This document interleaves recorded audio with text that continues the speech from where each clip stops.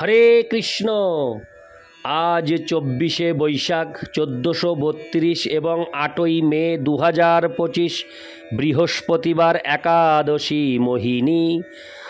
আজ আমি এই মোহিনী একাদশীর দিনে ভাগবতম পাঠ করছি। আজ আমি পাঠ করছি ভাগবতমের চতুর্থ স্কন্ধ প্রথম ভাগ, নবম অধ্যায় ধ্রুব মহারাজের গৃহে প্রত্যাবর্তনের শ্লোক 13, 14, 15 ও 16। হরে কৃষ্ণ হরে কৃষ্ণ কৃষ্ণ কৃষ্ণ হরে হরে, হরে রাম হরে রাম রাম রাম হরে হরে। অডিওর শুরুতে আমার সকল ভক্তিমতী মা ও সকল ভক্তবৃন্দের শ্রীচরণে আমার কোটি কোটি দণ্ডবত প্রণাম জানিয়ে একটি আবেদন করতে চাই। আপনারা যে যেখান থেকে আমার এই ভাগবতমের অডিও পাঠ শ্রবণ করছেন, অডিও পাঠ শ্রবণ পরিশেষে আপনারা কৃপাপূর্বক আমার এই ভাগবতম পাঠের চ্যানেল জীবনের পূর্ণতাকে অবশ্যই সাবস্ক্রাইব করবেন। এবং আরেকটি অনুরোধ সাথে রাখছি, আপনাদের কেমন লাগছে আমার এই ভাগবতম পাঠ অবশ্যই কমেন্টসে গিয়ে একটা কমেন্টস করে আমাকে জানাবেন। শ্লোক 13। তীর্যঙ্গনগদীজ সরীসৃপ দেব দৈত্য মর্তাদিভি পরিচিতং সদসদ্দিশেষম রূপং স্তবিষ্টমজ তে মহোদাদ্যনেকং নাতো পরং পরম বেদ্যি ন যত্রবাদ। অনুবাদ: হে ভগবান, হে অজ, আমি জানি যে পশু, বৃক্ষ, পক্ষী, সরীসৃপ, দেব, দানব, মানুষ ইত্যাদি বিভিন্ন প্রকার জীবাত্মারা মহতত্ত্ব থেকে উদ্ভূত ব্রহ্মাণ্ডের সর্বত্র ছড়িয়ে রয়েছে। আমি জানি যে সেই জীবাত্মা কখনো ব্যক্ত এবং কখনো অব্যক্ত, কিন্তু আমি এই প্রকার পরম রূপ কখনো দর্শন করিনি যা আমি এখন দেখছি। এখন মতবাদ সৃষ্টি করার জন্য তর্ক বিতর্কের সমাপ্তি হয়েছে। তাৎপর্য: ভগবত গীতায় ভগবান বলেছেন যে তিনি ব্রহ্মাণ্ডের সর্বত্র ছড়িয়ে রয়েছেন, কিন্তু সব কিছুই যদিও তাকে আশ্রয় করে রয়েছে, তবুও তিনি সব কিছু থেকে স্বতন্ত্র। সেই একই বিচার এখানে ধ্রুব মহারাজও ব্যক্ত করেছেন। তিনি উল্লেখ করেছেন যে ভগবানের চিন্ময় রূপ দর্শন করার পূর্বে তিনি কেবল নানা প্রকার জড় রূপই দর্শন করেছিলেন এবং জলচর, পক্ষী, পশু ইত্যাদি রূপে যার সংখ্যা হচ্ছে 84 লক্ষ। প্রকৃত তত্ত্ব হচ্ছে যে ভগবানের সেবায় যুক্ত না হওয়া পর্যন্ত ভগবানের অনন্ত রূপ হৃদয়ঙ্গম করা অসম্ভব। সেই কথা ভগবদ গীতায়ও 18:55 প্রতিপন্ন হয়েছে। ভক্তা মাম অভিজানাতি ভক্তি ব্যতীত পরম সত্য। পরম পুরুষকে অন্য কোনো পন্থার দ্বারা লাভ করা যায় না। এখানে ধ্রুব মহারাজ পরমেশ্বর ভগবানের উপস্থিতিতে যে পূর্ণ জ্ঞান তিনি লাভ করেছিলেন তার সঙ্গে তার পূর্ববর্তী জ্ঞানের অবস্থার তুলনা করেছেন। জীবের কার্য হচ্ছে সেবা করা। যতক্ষণ পর্যন্ত জীব ভগবানকে জানতে না পারে ততক্ষণ সে পশু, পক্ষী, বৃক্ষ, সরীসৃপ, দেব দেবী, মানুষ, দানব ইত্যাদির সেবা করে। দেখা যায় যে কোনো মানুষ একটি কুকুরের সেবা করছে, অন্য কেউ বৃক্ষ এবং লতার সেবা করছে, কেউ দেবতার কেউ দেবতার সেবা করছে, অন্য কেউ মানব সমাজের সেবা করছে অথবা অফিসে তার মনিবের সেবা করছে, কিন্তু কেউই কৃষ্ণের সেবা করছে না।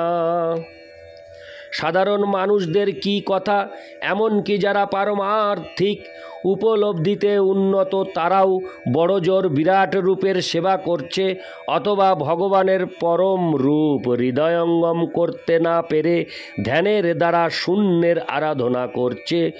ধ্রুব মহারাজ কিন্তু ভগবানের আশীর্বাদ লাভ করেছেন। ভগবান যখন তার শঙ্খের দ্বারা ধ্রুব মহারাজের মস্তক স্পর্শ করেছিলেন, তখন তার হৃদয়ে দিব্যজ্ঞান প্রকাশিত হয়েছিল এবং ধ্রুব মহারাজ ভগবানের চিন্ময় রূপ হৃদয়ঙ্গম করতে পেরেছিলেন। ধ্রুব মহারাজ এখানে স্বীকার করেছেন যে তিনি কেবল অজ্ঞানাচ্ছন্নই ছিলেন না, বয়সেও তিনি ছিলেন শিশু। ভগবান যদি তার শঙ্খের দ্বারা ধ্রুব মহারাজের কপাল স্পর্শ করে তাকে আশীর্বাদ না করতেন, তাহলে তার মতো একজন অজ্ঞান শিশুর পক্ষে ভগবানের পরম রূপ হৃদয়ঙ্গম করা সম্ভব হতো না। ইতি শ্লোক 13, শ্লোক 14। কল্পান্ত এতো দখিলং জঠরেণ গৃহন্নন শ্বেতে পুমানো সদৃগনন্ত সকস্তদঙ্কে জন্নাভি সিন্ধুরূহ কাঞ্চন লোক পদ্ম গর্ভে দুমন ভগবতে প্রণতহস্মি তস্যৈ। অনুবাদ: হে ভগবান, কল্পান্তে ভগবান গর্ভদোকসাই বিষ্ণু সমগ্র ব্রহ্মাণ্ড তার উদরের মধ্যে সন্নিবিষ্ট করেন। তিনি শেষ নাগের শয্যায় শয়ন করেন এবং তখন তার নাভি থেকে একটি স্বর্ণময় কমল উত্থিত হয় এবং তাতে ব্রহ্মার জন্ম হয়েছিল। আমি বুঝতে পারছি যে আপনি হচ্ছেন সেই পরমেশ্বর ভগবান, তাই আমি আপনাকে আমার সশ্রদ্ধ প্রণতি নিবেদন করি। ইতি। হরে কৃষ্ণ। অনুবাদ শেষ হলো। এরপর তাৎপর্য, শ্লোক 14 নং শ্লোকের তাৎপর্য। পরমেশ্বর ভগবান সম্বন্ধে ধ্রুব মহারাজের জ্ঞান পূর্ণ। বেদে বলা হয়েছে, যস্মিন বিজ্ঞাতে সর্বম এবং বিজ্ঞাতং ভবতি। ভগবানের দিব্য অহৈতুকী কৃপার ফলে প্রাপ্ত জ্ঞান এমনই পূর্ণ যে ভক্তরা সেই জ্ঞানের দ্বারা ভগবানের সমগ্র সৃষ্টিকে জানতে পারেন। ধ্রুব মহারাজের সামনে ভগবান ক্ষীরোদকসাই বিষ্ণু উপস্থিত ছিলেন, কিন্তু ধ্রুব মহারাজ ভগবানের অন্য দুটি রূপ গর্ভদোকসাই বিষ্ণু এবং কারণোদকসাই মহাবিষ্ণু সম্বন্ধে অবগত ছিলেন। মহাবিষ্ণু সম্বন্ধে ব্রহ্মসংহিতায় 5:48 বলা হয়েছে, যস্যৈক নিঃশ্বসিত কালমথাবলম্ব জীবন্তী লোমো বিলোজা জগদণ্ডনাথা বিষ্ণুর মহান স ইহ যস্য কলাবিশেষ গোবিন্দমাদি পুরুষং তমোহং ভজামি। প্রতিকল্পান্তে সমগ্র জগৎ যেমন বিলীন হয়ে যায়, তখন সব কিছু গর্ভদোকসাই বিষ্ণুর শরীরে প্রবেশ করে, যিনি ভগবানের আদিরূপ শেষনাগের অঙ্কে শয়ন করেন। যারা ভক্ত নয় তারা বিষ্ণুর বিভিন্ন রূপ এবং সৃষ্টির বিষয়ে তাদের সম্পর্কে হরে কৃষ্ণ তাদের সম্পর্ক সম্বন্ধে কিছুই জানতে পারে না। কখনো কখনো নাস্তিকেরা তর্ক করে, গর্ভদোকসাই বিষ্ণুর নাভি থেকে একটি পুষ্পের নাল উদ্ভব হওয়া কি করে সম্ভব। তারা মনে করে যে শাস্ত্রের সমস্ত বাণী হচ্ছে গল্প কথা। পরম তত্ত্ব সম্বন্ধে তাদের অনভিজ্ঞতার হরে কৃষ্ণ অনভিজ্ঞতার ফলে এবং মহাজনদের প্রামাণিকতা অস্বীকার করার ফলে তারা আরও বেশি করে নাস্তিক হয়ে পড়ে। তারা পরমেশ্বর ভগবানকে বুঝতে পারে না। কিন্তু ভগবানের কৃপায় ধ্রুব মহারাজের মতো ভক্ত ভগবানের সমস্ত সৃষ্টি এবং তাদের বিভিন্ন স্থিতি সম্বন্ধে পূর্ণরূপে অবগত হন। বলা হয় যে ভগবানের স্বল্প কৃপাও যিনি লাভ করেছেন, তিনি তার মহিমা হৃদয়ঙ্গম করতে পারেন, আর অন্যরা যুগ যুগান্ত ধরে পরম তত্ত্ব সম্বন্ধে জল্পনা কল্পনা করে যেতে পারে, কিন্তু হরে কৃষ্ণ, কিন্তু তারা কখনোই ভগবানকে জানতে পারবে না। পক্ষান্তরে বলা যায়, ভগবত ভক্তের সান্নিধ্য ব্যতীত ভগবানের দিব্য রূপ অথবা চিৎ জগৎ এবং সেই জগতের চিন্ময় কার্যকলাপ হৃদয়ঙ্গম করা সম্ভব নয়। ইতি শ্লোক 14, শ্লোক 15। তং নিত্য মুক্ত পরিশুদ্ধ বিবুদ্ধ আত্মা কুটস্থ আদি পুরুষ ভগবাংস্ত্রধীশ যদ বুদ্ধবস্থিতিমখণ্ডিতয়া সদৃষ্টা দ্রষ্টা স্থিতা বোধিমখ ব্যতিরিক্ত আশসে। অনুবাদ: হে ভগবান, আপনার অখণ্ড চিন্ময় দৃষ্টিপাতের দ্বারা আপনি বুদ্ধির কার্যের সমস্ত অবস্থার পরম সাক্ষী। আপনি নিত্য মুক্ত, আপনার অস্তিত্ব শুদ্ধ সত্ত্বে অবস্থিত এবং পরমাত্মা রূপে আপনার অস্তিত্ব অপরিবর্তনীয়। আপনি ষড়ৈশ্বর্যপূর্ণ আদি পরমেশ্বর ভগবান এবং আপনি জড়া প্রকৃতির 3 গুণের শাশ্বত ঈশ্বর। তাই আপনি সমস্ত সাধারণ জীব থেকে ভিন্ন। শ্রী বিষ্ণুরূপে আপনি সমগ্র ব্রহ্মাণ্ডকে সর্বতোভাবে পালন করেন এবং আপনি স্বতন্ত্র থাকলেও সমস্ত যজ্ঞ ফলের ভোক্তা। তাৎপর্য: পরমেশ্বর ভগবানের পরমেশ্বরত্বের বিরুদ্ধে নাস্তিকেরা তর্ক করে বলে যে ভগবান যদি আবির্ভাব ও তিরোভাব হয়, হরে কৃষ্ণ, ভগবানের যদি আবির্ভাব ও তিরোভাব হয় এবং তিনি যদি নিদ্রা যান এবং জাগরিত হন, তাহলে জীবের সঙ্গে ভগবানের পার্থক্য কোথায়? ধ্রুব মহারাজ অত্যন্ত সাবধানতার সঙ্গে জীবের অস্তিত্বের সঙ্গে ভগবানের অস্তিত্বের পার্থক্য নিরূপণ করেছেন। তিনি নিম্নলিখিত পার্থক্যগুলি দেখিয়েছেন: ভগবান নিত্য মুক্ত। যখনই তিনি আসেন, এমনকি এই জড় জগতেও, তিনি কখনো জড়া প্রকৃতির 3টি গুণের দ্বারা আবদ্ধ হন না। তাই তার নাম ত্রধীশ বা জড়া প্রকৃতির 3টি গুণের ঈশ্বর। ভগবদ্গীতায় 7:14 বলা হয়েছে, দৈবী হেষা গুণময়ী মম মায়া দূরত্বয়া। সমস্ত জীবেরা জড়া প্রকৃতির 3টি গুণের বন্ধনে আবদ্ধ। ভগবানের বহিরঙ্গা প্রকৃতি অত্যন্ত প্রবল, কিন্তু ভগবান জড়া প্রকৃতির 3 গুণের ঈশ্বর হওয়ার ফলে সর্বদাই এই সমস্ত গুণের ক্রিয়া এবং প্রতিক্রিয়া থেকে মুক্ত। তাই তিনি নিষ্কলুষ। যে কথা ঈশোপনিষদে বলা হয়েছে, জড়জগতের কলুষ পরমেশ্বর ভগবানকে কখনো প্রভাবিত করতে পারে না। তাই শ্রীকৃষ্ণ ভগবদ্গীতায় বলেছেন যে যারা দুরাচারী এবং মূর্খ, তারা তার পরম ভাব না জেনে তাকে একজন সাধারণ মানুষ বলে মনে করে। পরম ভাব বলতে বোঝায় যে তিনি সর্বদাই চিন্ময় স্তরে অবস্থিত। জড়া প্রকৃতির কলুষ কখনোই তাকে প্রভাবিত করতে পারে না। ভগবান এবং জীবের মধ্যে আর একটি পার্থক্য হচ্ছে যে জীব সর্বদাই অজ্ঞানতাচ্ছন্ন। সে সত্যগুণে অধিষ্ঠিত হলেও অনেক কিছুই তার অজ্ঞাত, কিন্তু ভগবানের ক্ষেত্রে তা নয়। তিনি অতীত, বর্তমান ও ভবিষ্যৎ সম্বন্ধে জানেন এবং সকলের হৃদয়ের সব কথা তিনি জানেন। সেই সত্য ভগবদ্গীতায় প্রতিপন্ন হয়েছে। বেদাহং সমতীতানি। ভগবান আত্মার অংশ নন, তিনি অপরিবর্তনীয় পরমাত্মা এবং জীবেরা হচ্ছে তার বিভিন্ন অংশ। জীবেরা দৈবী মায়ার পরিচালনায় এই জড় জগতে আসতে বাধ্য হয়, কিন্তু ভগবান যখন আসেন তখন তিনি আত্মমায়া অর্থাৎ তার অন্তরঙ্গা শক্তির সাহায্যে আসেন। আর তাছাড়া জীব অতীত, বর্তমান এবং ভবিষ্যৎ সম্বন্ধিত কালের অধীন। তার জীবনের শুরু রয়েছে, সেই শুরু হচ্ছে জন্ম এবং বদ্ধ অবস্থায় মৃত্যুতে তার জীবনের সমাপ্তি হয়। কিন্তু ভগবান হচ্ছেন আদি পুরুষ। ব্রহ্মসংহিতায় ব্রহ্মা আদি পুরুষ গোবিন্দকে তার সশ্রদ্ধ প্রণতি নিবেদন করেছেন। জড়জাগতিক সৃষ্টির আদি রয়েছে, কিন্তু ভগবানের আদি নেই।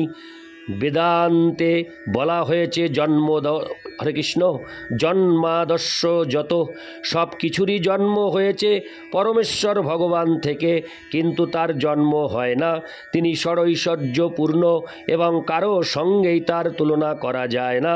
তিনি জড়া প্রকৃতির অধীশ্বর, তার বুদ্ধিমত্তা সর্ব অবস্থাতেই অখণ্ড এবং সমগ্র সৃষ্টির পালনকর্তা হওয়া সত্ত্বেও তিনি তা থেকে পৃথক। বেদে কঠোপনিষদ 2:2-13 উল্লেখ করা হয়েছে, নিত্য নিত্যানাং চেতনানাম। ভগবান হচ্ছেন পরম পালনকর্তা। জীবের অস্তিত্বের উদ্দেশ্য হচ্ছে যজ্ঞের দ্বারা তার সেবা করা। তিনি হচ্ছেন সমস্ত যজ্ঞ ফলের প্রকৃত ভোক্তা। তাই সকলেরই কর্তব্য হচ্ছে তাদের জীবন, ধন, বুদ্ধি এবং বাণীর দ্বারা ভক্তি সহকারে তার সেবায় যুক্ত হওয়া। সেটি হচ্ছে জীবের স্বরূপগত ধর্ম। কারণ সমুদ্রে পরমেশ্বর ভগবানের নিদ্রার সঙ্গে সাধারণ জীবের নিদ্রার কখনো তুলনা করা উচিত নয়। কোনো অবস্থাতেই জীবের সঙ্গে পরমেশ্বর ভগবানের তুলনা করা যায় না। সেই কথা বুঝতে না পেরে মায়াবাদীরা নির্বিশেষবাদ বা শূন্যবাদের সিদ্ধান্তে উপনীত হয়। ইতি শ্লোক 15। শ্লোক 16। যস্মিন বিরুদ্ধ গতয় হন্নিশং পতন্তি বিদ্যাদয় বিবিধ শক্তয় আনুপূর্বৎ তদ্ব্রহ্ম বিশ্ব ভবমেকো মনন্তমাদ্যমানন্দ মাত্র মবিকার মহং প্রপদ্যে। অনুবাদ: হে ভগবান, আপনার নির্বিশেষ ব্রহ্মের প্রকাশে দুটি পরস্পর বিরোধী তত্ত্ব, জ্ঞান এবং অবিদ্যা সতত বিরাজমান। আপনার বিবিধ শক্তি নিরন্তর প্রকাশিত, কিন্তু নির্বিশেষ ব্রহ্ম যা অখণ্ড, আদি, অপরিবর্তনীয়, অসীম এবং আনন্দময়, তা হচ্ছে জড় জগতের কারণ। যেহেতু আপনি হচ্ছেন সেই নির্বিশেষ ব্রহ্ম, তাই আমি আপনাকে আমার সশ্রদ্ধ প্রণতি নিবেদন করি। তাৎপর্য: ব্রহ্মসংহিতায় বলা হয়েছে যে অন্তহীন নির্বিশেষ ব্রহ্ম হচ্ছে গোবিন্দের দিব্য দেহ নির্গত রসিচ্ছটা। পরমেশ্বর ভগবানের সেই অন্তহীন জ্যোতিতে বিভিন্ন শ্রেণীর অসংখ্য গ্রহলোক সমন্বিত অগণিত ব্রহ্মাণ্ড রয়েছে। পরমেশ্বর ভগবান যদিও সর্বকারণের পরম কারণ, ব্রহ্ম নামক তার নির্বিশেষ জ্যোতি হচ্ছে জড় জগতের আপাত কারণ। তাই ধ্রুব মহারাজ ভগবানের সেই নির্বিশেষ রূপের প্রতি তার সশ্রদ্ধ প্রণতি নিবেদন করেছেন। যিনি সেই নির্গুণ স্বরূপ উপলব্ধি করেন, তিনি অপরিবর্তনীয় ব্রহ্মানন্দ উপভোগ করেন, যাকে এখানে চিন্ময় আনন্দ বলে বর্ণনা করা হয়েছে। শ্রীল বিশ্বনাথ চক্রবর্তী ঠাকুর বর্ণনা করেছেন যে পরমেশ্বর ভগবানের এই নির্বিশেষ রূপ তাদেরই জন্য যারা পারমার্থিক মার্গে উন্নত হওয়া সত্ত্বেও ভগবানের সবিশেষ রূপ অথবা চিদ জগতের বৈচিত্র্য হৃদয়ঙ্গম করতে অক্ষম। এই প্রকার ভক্তদের বলা হয় জ্ঞান ও মিশ্র ভক্ত। যেহেতু নির্বিশেষ ব্রহ্ম উপলব্ধি পরম তত্ত্বের আংশিক অনুভূতি, তাই ধ্রুব মহারাজ তার প্রতি তার সশ্রদ্ধ প্রণতি নিবেদন করেছেন। এই নির্বিশেষ ব্রহ্ম উপলব্ধিকে দূর থেকে পরম তত্ত্বের উপলব্ধি বলে বর্ণনা করা হয়েছে। যদিও আপাত দৃষ্টিতে ব্রহ্মকে নিঃশক্তিক বলে মনে হয়, কিন্তু প্রকৃতপক্ষে বিদ্যা এবং অবিদ্যার অধীনে তার বিভিন্ন শক্তি কার্য রয়েছে। এই সমস্ত বিভিন্ন শক্তির ফলে নিরন্তর বিদ্যা এবং অবিদ্যার প্রকাশ হয়। ঈশোপনিষদে বিদ্যা এবং অবিদ্যা অত্যন্ত সুন্দরভাবে বর্ণিত হয়েছে। সেখানে বলা হয়েছে যে অবিদ্যার ফলে অথবা জ্ঞানের অভাবে মানুষ পরম তত্ত্বকে নির্বিশেষ বলে মনে করে, কিন্তু প্রকৃতপক্ষে ভক্তির বিকাশের অনুপাতে নির্বিশেষ এবং সবিশেষ উপলব্ধির বিকাশ হয়। ভক্তিমার্গে আমাদের যতই উন্নতি হয় ততই আমরা পরম তত্ত্বের সমীপবর্তী হই, যা শুরুতে দূর থেকে দেখার ফলে নির্বিশেষ বলে মনে হয়। মানুষ সাধারণত অবিদ্যা শক্তি বা মায়ার প্রভাবে আচ্ছন্ন থাকার ফলে তার জ্ঞান এবং ভক্তি থাকে না, কিন্তু কিছুটা উন্নতির ফলে যখন তিনি জ্ঞানী হন তখন অধিকতর উন্নতি সাধনের ফলে তিনি জ্ঞানমিশ্র হরে কৃষ্ণ জ্ঞানমিশ্র ভক্তে পরিণত হন। আরও উন্নতি সাধনের পর তিনি পরম তত্ত্বকে বিবিধ শক্তি সমন্বিত পুরুষ বলে হৃদয়ঙ্গম করতে পারেন। উন্নত স্তরের ভক্ত ভগবানকে এবং তার সৃজনী শক্তিকে হৃদয়ঙ্গম করতে পারেন। যখন পরম তত্ত্বের সৃজনী শক্তি স্বীকার করা হয় তখন পরমেশ্বর ভগবানের 6টি ঐশ্বর্যও উপলব্ধ হয়। আরও উন্নত যে ভক্ত তিনি পূর্ণ জ্ঞানে ভগবানের চিন্ময় লীলা হৃদয়ঙ্গম করতে পারেন, সেই স্তরে কেবল দিব্য আনন্দ পূর্ণরূপে আস্বাদন করা যায়। সেই সম্পর্কে শ্রীল বিশ্বনাথ চক্রবর্তী ঠাকুর লক্ষ্যের দিকে অগ্রসর হচ্ছেন যে মানুষ তার দৃষ্টান্ত দিয়েছেন। কেউ যখন একটি শহর অভিমুখে যাত্রা করে তখন সে দূর থেকে শহরটি দেখতে পায়, তখন সে বুঝতে পারে যে শহরটি দূরে অবস্থিত, কিন্তু সে যখন কাছে আসে তখন সেই শহরের বাড়িগুলির গম্বুজ এবং পতাকা সে দেখতে পায়। কিন্তু সে যখন শহরে প্রবেশ করে তখন সেখানে বিভিন্ন পথ, উদ্যান, সরোবর, দোকানপাট সমন্বিত বাজার এবং সেই বাজারে ক্রয় বিক্রয়রত মানুষদের সে দেখতে পায়। সে বিভিন্ন প্রেক্ষাগৃহ দর্শন করে, হরে কৃষ্ণ, সে বিভিন্ন প্রেক্ষাগৃহ দর্শন করে এবং নৃত্য গীতে আনন্দপরায়ণ মানুষদের দেখতে পায়। কেউ যখন প্রকৃতপক্ষে শহরে প্রবেশ করে শহরের সমস্ত কার্যকলাপ দর্শন করে তখন সে সন্তুষ্ট হয়। ইতি শ্লোক 16। নারায়ণ হে নারায়ণ ভবভয় হরণম নারায়ণ। হরে কৃষ্ণ।